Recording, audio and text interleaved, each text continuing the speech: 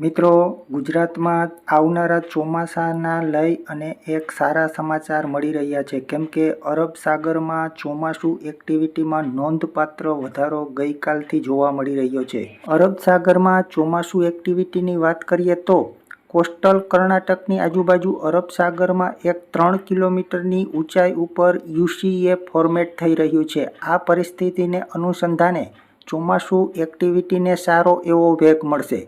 મિત્રો, 10 જૂન કે 11 જૂનની આસપાસ ચોમાસું ગોવા તથા કોંકણની આજુબાજુ પહોંચે એવા ચિત્રો અરબ સાગરની એક્ટિવિટીમાં જોવા મળી રહ્યા છે. મુંબઈની વાત કરીએ તો ગોવામાં પહોંચેલું ચોમાસું મુંબઈમાં પણ 15 જૂનની આજુબાજુ જોરદાર એન્ટ્રી મારે એવું હાલ સામાન્ય ચિત્ર જોવા મળી રહ્યું છે.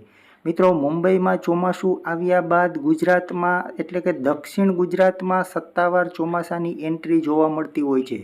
ગુજરાત અંગેનું એક લાંબા ગાળાનું અનુમાન જોઈએ તો દક્ષિણ પશ્ચિમ ચોમાસું ગુજરાતમાં 18 જૂન અથવા તો 20 જૂનની આજુબાજુ દક્ષિણ ગુજરાતના વિસ્તારોમાં પ્રવેશ કરે એવા સમીકરણો જોવા મળી રહ્યા છે. મિત્રો, ગઈકાલે ભારતીય હવામાન વિભાગના ચાર્ટ મુજબ 15 જૂનથી ગુજરાતમાં સારું એવું વરસાદી હવામાન ઊભું થાય એવા ચિત્રો જોવા મળી રહ્યા છે. પરંતુ જીએસએફ મોડલ તેમજ યુરોપિયન મોડલમાં ખાસ પોઝિટિવ ચિત્રો હજી ગુજરાતના ચોમાસાને લઈ અને જોવા મળી રહ્યા નથી.